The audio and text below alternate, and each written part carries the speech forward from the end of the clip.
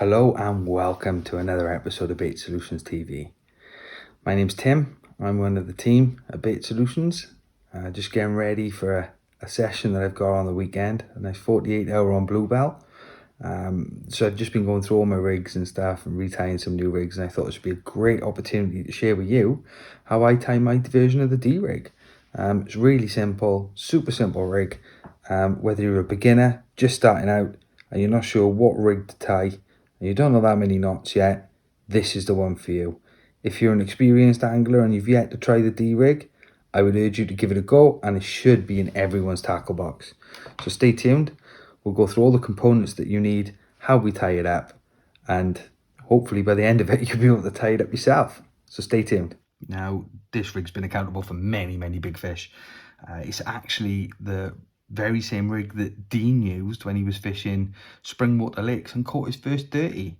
So if you haven't checked that video out, go and take a look at that.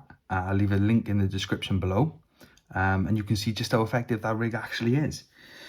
So let's get into it and the things that you're going to need. First thing you're going to need is a hook link. Okay, I use N-Trap Soft, but any coated hook link will work with this. I'm using a size 4 crank. I love the crank pattern. That's why I'm using the cranks on this. But again, any sort of curved shank will work. Some floss. That'll be for attaching your bait later on. Then you're going to need a D-rig kicker. Okay. Now, I'm using the medium here because I'm using the size 4. But if your rules permit you to use sort of a maximum size 8 or something like that, there is a small available, okay? So just make sure you're picking the right kicker for the right hook. Then you're going to need some micro ring swivel, okay? This is the large ring swivel. That's really important.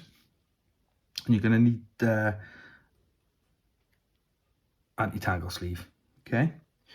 So there's a couple of tools you're going to need here as well. A pair of scissors,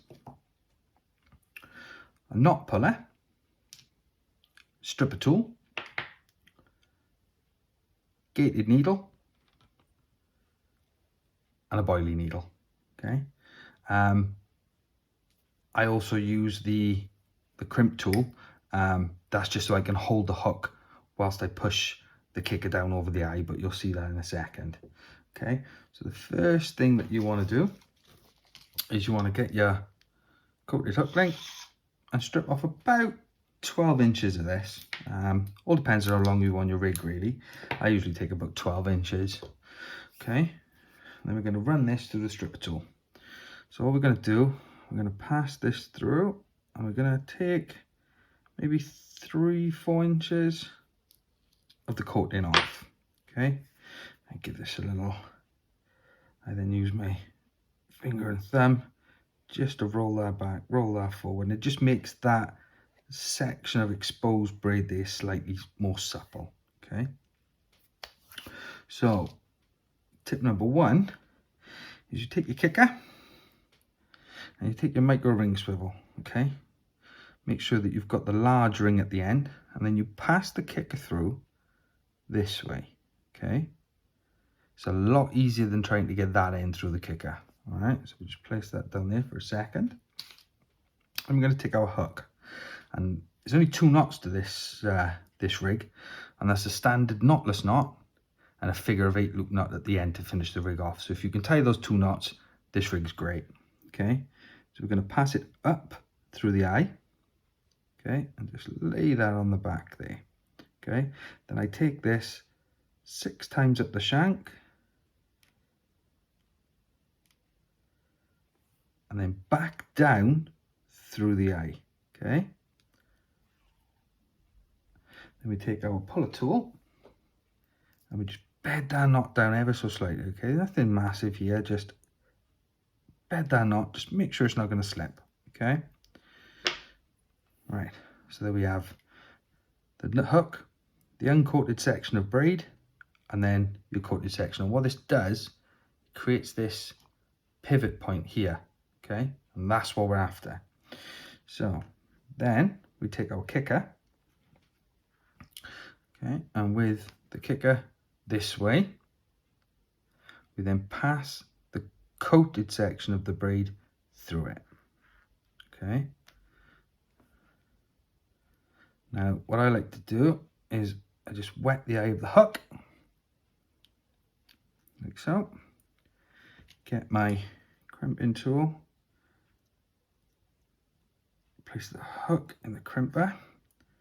This is just so I can get a bit more purchase on there, so I can slide this kicker over the eye, because it can be a little bit fiddly to get it over.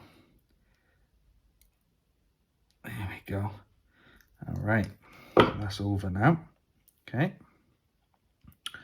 Then what we're going to do is you slide the ring up there, take this section here, and then pass that through the small hole, like that. See what I've done there? So just pass this through the hole in the kicker, like that.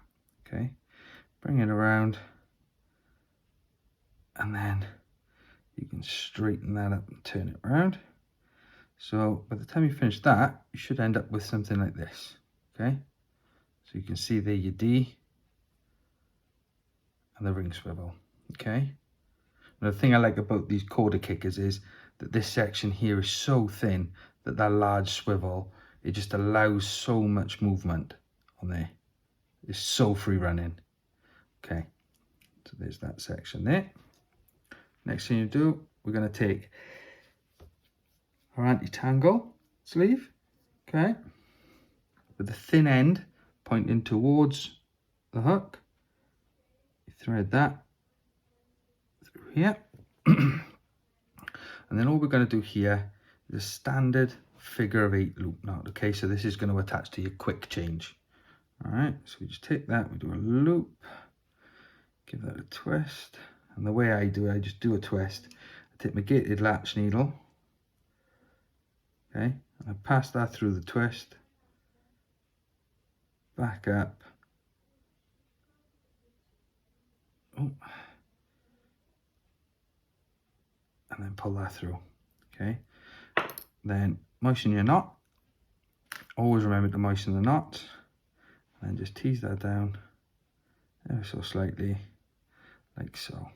Okay, now what I like to do here to make sure that's completely bedded down is I take my puller tool, take my puller tool and the stripper tool, pass the loop through the stripper tool. I take this on there, and then we just give that a pull. Make sure all those knots are bedded down really nicely. Take our tag end, and we get rid of that. And then your anti-tangle sleeve, we'll just pull up through here, and that's ready for your quick change. There we go. And this, other than bait, is the finished rig. So for bait today, we're going to be using, hopefully these will be out by the time this video comes out.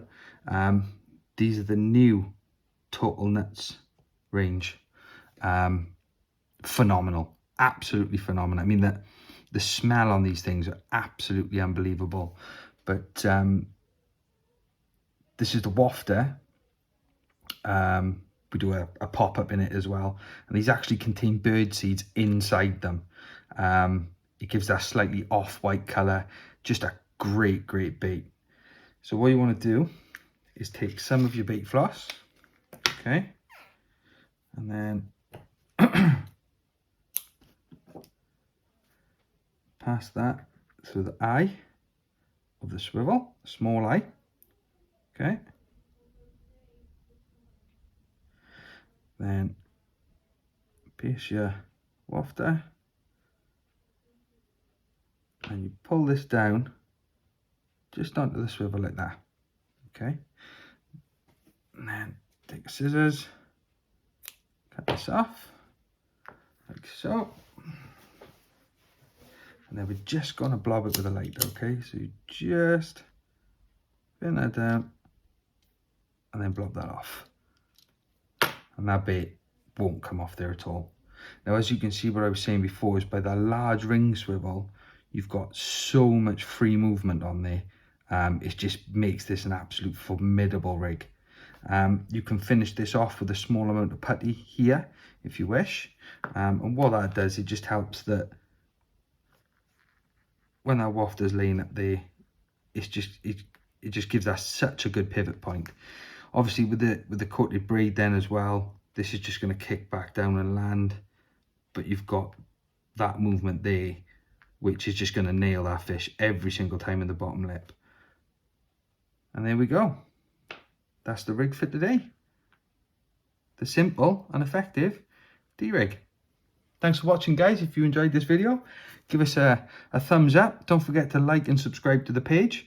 Yeah, it's been great. Catch you soon.